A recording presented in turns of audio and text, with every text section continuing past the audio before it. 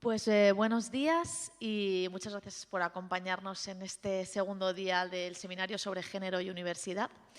Hoy vamos a seguir la misma estructura de ayer. Después de las dos ponencias principales daremos paso a una mesa redonda con diferentes expertos y al final ya tenemos un espacio reservado para preguntas del público, tanto de manera presencial como los que nos estáis siguiendo por streaming. Comenzamos con la ponencia de Pilar Carrasquer. Ella es de la Universitat Autónoma de Barcelona y coordinadora de Igualdad de ANECA. Ella va a presentar el informe del Ministerio de Universidades y la ANECA sobre la brecha salarial de género en el sistema universitario español. Adelante. Hola, muy buenos días.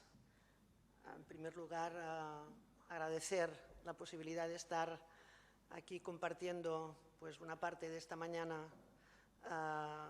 presentando un tema y en el marco de unas jornadas que creo que son de crucial interés e importancia en lo que tiene que ver con la política universitaria, en lo que tiene que ver con la evaluación de esa política universitaria y en lo que tiene que ver fundamentalmente con la perspectiva de género en ambos ámbitos, ¿no? Por lo tanto, vamos a ver lo que da de sí la mañana y espero que, tal como pienso, pues la cosa vaya estupendamente. Les voy a presentar el estudio piloto, ahora lo comentaré un poquito con más detalle, que Ministerio de Universidades, ANECA, que es la Agencia de Evaluación Estatal de Calidad del Sistema, y CRUE Universidades, que es uno de los órganos, digamos, de coordinación y también un poco de planteamiento de políticas y de acciones en el ámbito de las universidades, pusieron en marcha para, en realidad, conocer o tener una primera impresión de si efectivamente también en este ámbito, que es un ámbito muy peculiar, podíamos hablar de brecha salarial de género. Digamos, ¿no?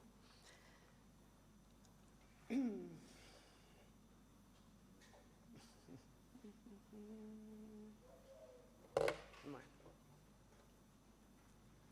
Esto se ha quedado bloqueado.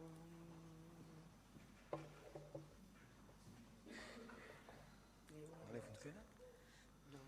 Vale, pues mire. Vamos a dar. Con este tampoco. A ver, si estamos encima. Ahora sí. Le vamos dando aquí, por favor.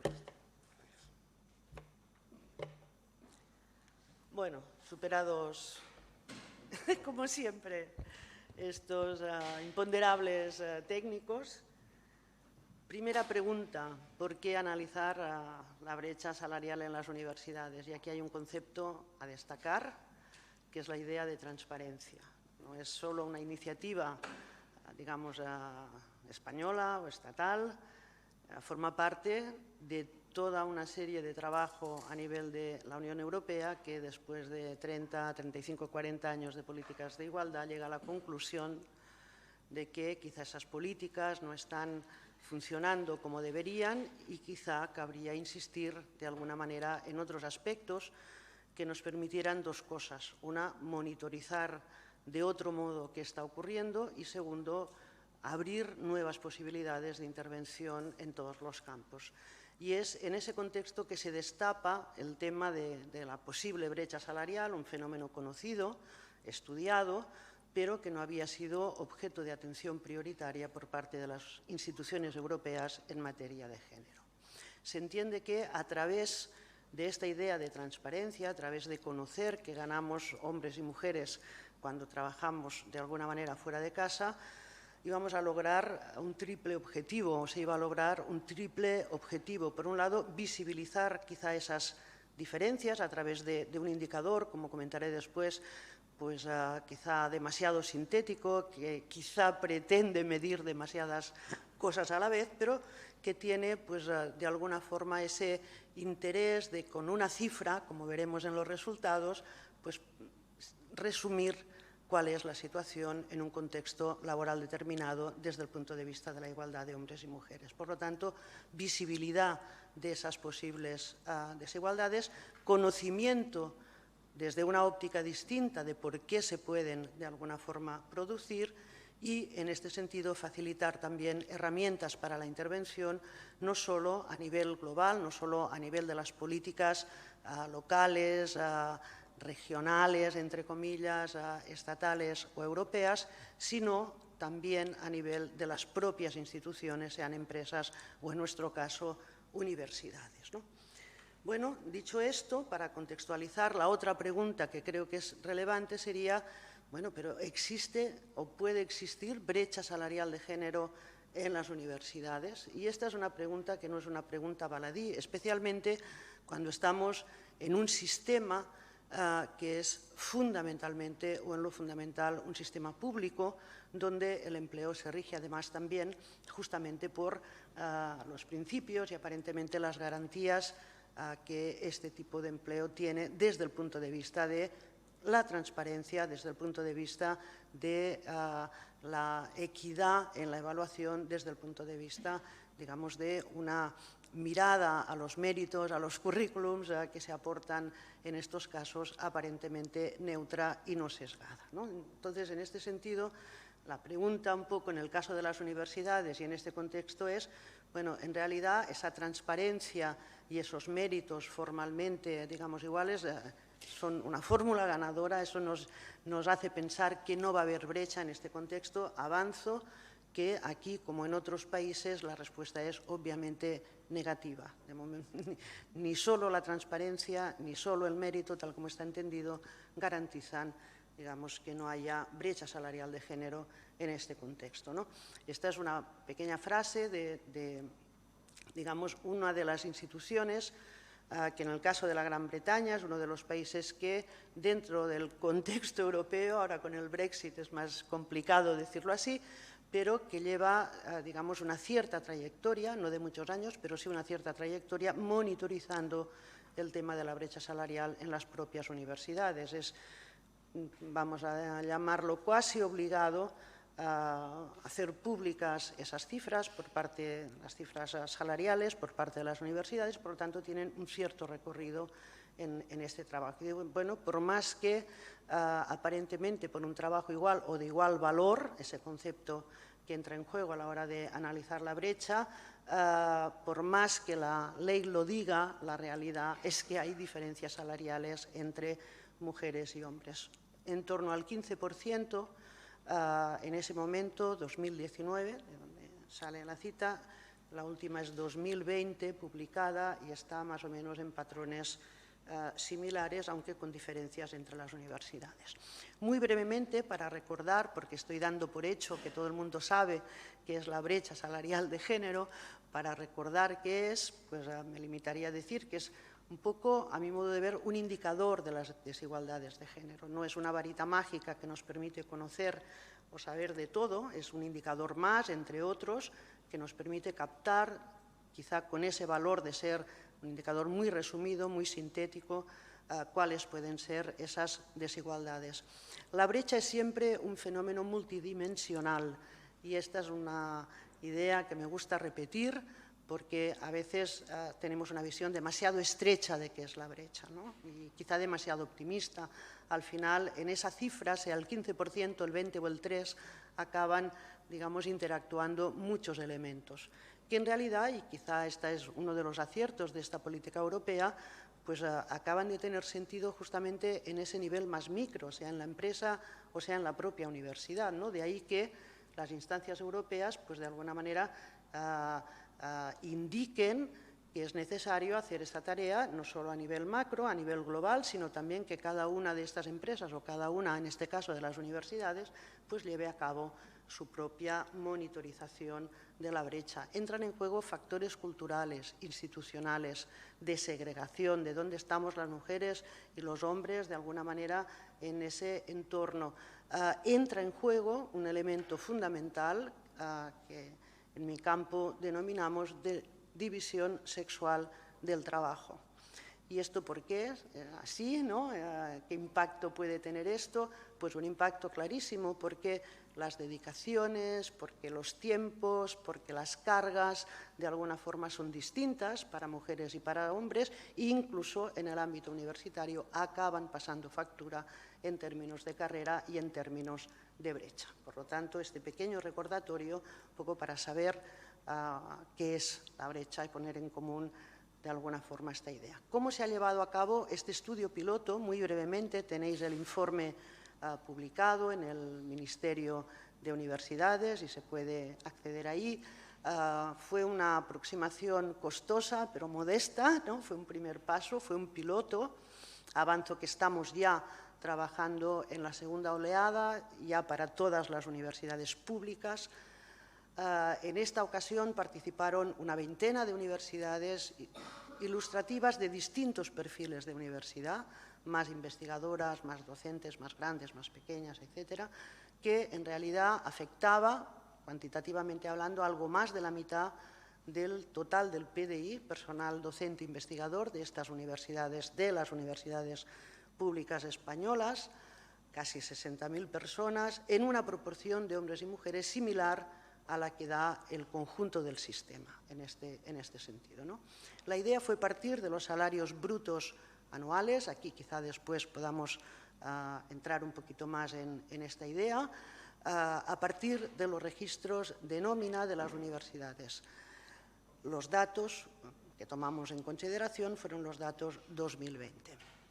Matilde Massó, Montserrat Golías y Julia Nogueira, de la Universidad de La Coruña, fueron las encargadas de la explotación de estos datos y de la elaboración del informe.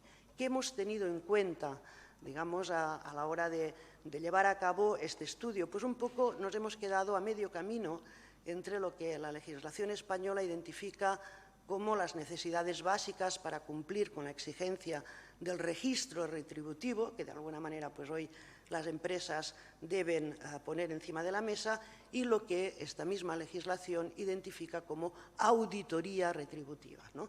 Siendo esta auditoría retributiva ese trabajo pues un poco más a fondo que las empresas, las instituciones están obligadas a llevar a cabo vinculada al plan de igualdad. Por lo tanto, digamos, el registro es anual, qué datos tenemos de brecha, mientras que la auditoría acompaña el plan de igualdad de esa empresa o de esa institución y, por lo tanto, con la periodicidad que establezca el propio plan de igualdad.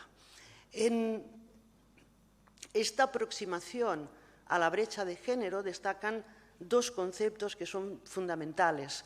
El primero es el de salario, obviamente, pero sobre todo el de composición del salario. Interesa no solo saber, ni mucho menos, cuánto se gana, así en bruto, anual o por hora o por la medida que se tome, sino descomponer ese salario en sus distintas partes, que es cuánto se gana en el salario base, cuánto se gana por según qué tipos de complementos. Porque un poco la norma y lo que hemos visto en el propio estudio es que las brechas suelen estar justamente ahí, en los complementos salariales, en esa parte que llamamos de alguna manera la parte variable del salario. El segundo concepto fundamental que remarca tanto nuestra legislación como también el resto de experiencias internacionales es la idea de categoría profesional, un poco, ¿no? Que viene a agrupar lo que serían puestos similares, de similar responsabilidad, de similar, de alguna forma, valor. Hacer un análisis más detallado de puestos sería lo óptimo, pero eso es francamente, digamos, un trabajo enorme, ¿no? Difícilmente abordable. Por lo tanto, un poco esa idea se traslada a esta idea de categoría que de alguna forma resume pues un poco estos dos elementos, ¿no? La homogeneidad en el sentido de estamos mirando qué ocurre en un tipo de puestos de alguna forma similar y nos marca también un poco lo que es la estructura jerárquica de alguna manera de puestos en la empresa. ¿De acuerdo? En nuestro caso, pues ya os podéis imaginar, desde el personal ayudante doctor o el personal investigador que está con una beca postdoctoral hasta el top, que es la figura de catedrático o de catedrática. Naturalmente desagregado por sexo, entendido aquí como variable, y todo eso sería conformaría pues, un poco el núcleo fundamental de qué es lo que necesitamos conocer para saber y para poder afirmar si hay brecha o no hay brecha. Después, en el caso de la auditoría, se recomienda tomar en consideración cuáles pueden ser los factores desencadenantes de esa posible brecha. Y aquí entramos en otro mundo, entramos en el mundo, digamos, de la conciliación, del tiempo de trabajo, de elementos más cualitativos también, la posible disponibilidad, los sistemas de promoción que puedan estar jugando en la empresa y la propia valoración de puestos de trabajo. Hay puestos que pueden tener un nivel de responsabilidad similar, pero que están distintamente valorados, ¿no? En función de una serie de características que por lo común son sexuadas, tal como conocemos digamos, en el campo de las ciencias sociales. ¿Qué hemos hecho en nuestro caso de todo este mundo posible? ¿En qué nos hemos centrado y dónde hemos puesto de alguna manera pues, el foco? Efectivamente, hemos partido del salario, distinguiendo de manera muy exhaustiva y muy detallada el conjunto de complementos que afectan la nómina del PDI de las universidades, y hemos trabajado como a un doble nivel, a un nivel pues, más global, más general, le llamamos brecha global, brecha no ajustada, como queráis, ¿no? Y hemos tomado en consideración pues, el sexo, la edad, la rama de conocimiento, un poco para aproximarnos a esa idea de segregación, la antigüedad, quinquenios, sexenios, que son componentes salariales, pero que además nos dan una cierta idea de trayectoria, nos apuntan a ver dónde estamos y qué hacemos las mujeres y los hombres ahí, lo mismo que la antigüedad, que en realidad, ya avanzo, que ha sido una de las variables consideradas que menos juego ha dado, hasta el punto que en esta, es decir, un poco está subsumida en el resto, ¿no? Los quinquenios, sexenios, etcétera, ¿no? En esta segunda oleada hemos desestimado y hemos reforzado otros aspectos, ¿no? El tipo de jornada y una muy primera aproximación, muy por encima, al tema de los permisos, excedencias o de las reducciones de jornada, si es por temas de cuidados de alguna manera o no. ¿De acuerdo? Hemos trabajado un poco más focalizadamente con las categorías profesionales, con todo el elenco posible en nuestro caso, por lo tanto nos vamos casi a la docena, y aquí hemos trabajado pues, con sexo y rama de conocimiento en ese ámbito un poco más específico, ¿no? Me gustaría decir que ha sido un trabajo coral, es decir, este es un trabajo que no hubiera sido posible sin el concurso no solo de las instituciones que he mencionado al inicio, sino de todas las universidades participantes que le han puesto una energía tremenda. No os podéis imaginar cómo han ido los correos, los contactos durante los meses de recogida de la información. Ha sido poner, digamos, hacerles cambiar el chip a las universidades, ponerles frente, digamos, a un reto que salía de alguna manera pues un poco de su ámbito de trabajo habitual, y es de reconocer el esfuerzo que han hecho. Vamos a por los resultados, que creo que es algo que puede tener interés. Fijaros también, está claro, ¿no? A nivel de esa brecha global, la brecha global de salario base, complementos, es de un 10,6%, teníamos un 15% antes en el caso británico, veíamos, estamos un poco por ahí, es un poco menor de la que sería la brecha salarial de género para el conjunto de la población ocupada en España en ese momento, es propio de la función pública también que sea así, pero fijaros ya, si nos vamos a los complementos salariales, la brecha se nos va al 16,7%, y si ponemos el foco en aquello que es fundamental para la carrera, de alguna manera, ¿no? Dentro de las universidades, que son el reconocimiento de los sexenios de investigación o de transferencia, aquí se nos dispara la brecha hacia un 25,9%. Esto ya nos da pautas a nivel de resultados para ver de alguna manera pues dónde cabría poner foco y dónde cabría insistir en términos de políticas, ¿no? Y así hemos visto como tres cosas, una muy clara, muy evidente, a tenor de las evidencias que tenemos, y otras dos que, bueno, acompañan un poco ese mismo planteamiento.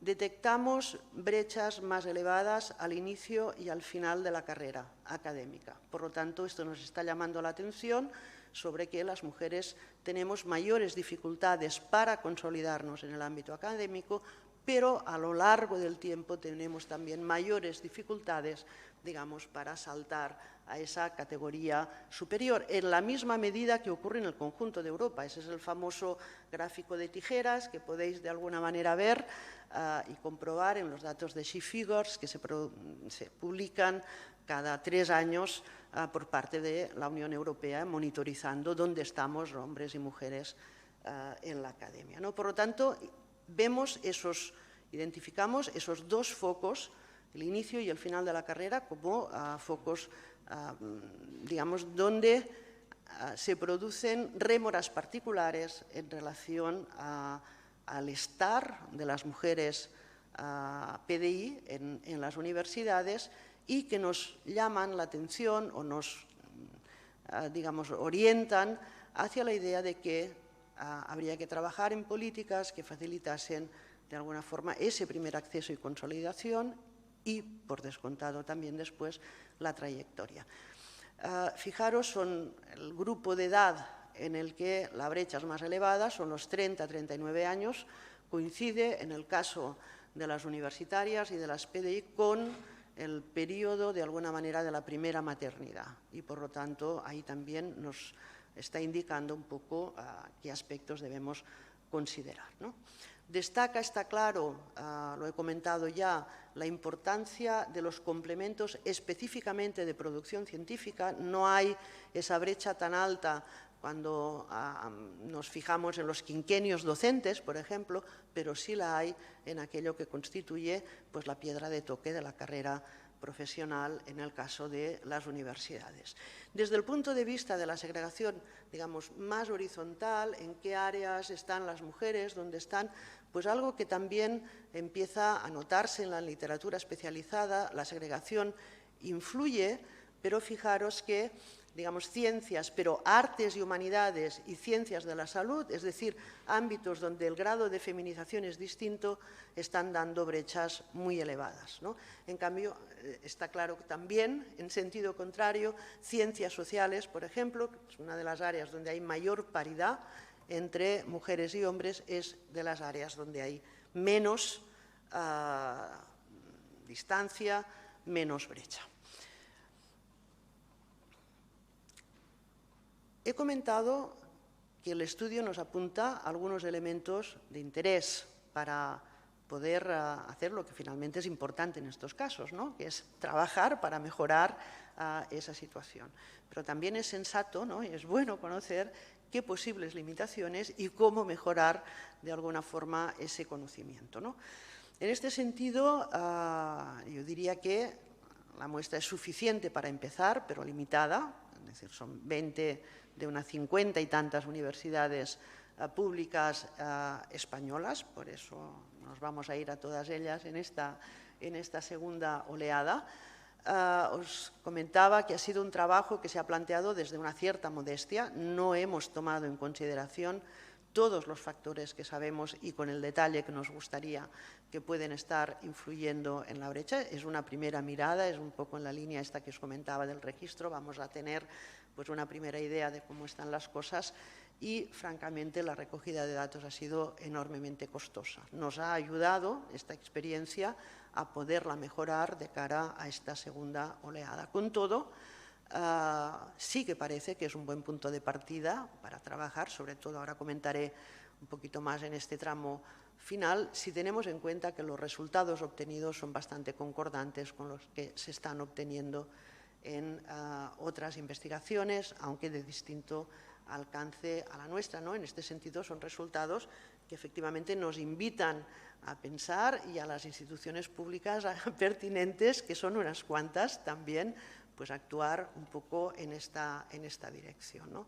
Y probablemente sea un terreno bastante peculiar en el que, como en todos, pero en este caso clarísimamente, pues un poco ese concurso del conjunto de instituciones implicadas pues sea muy necesario para poder avanzar.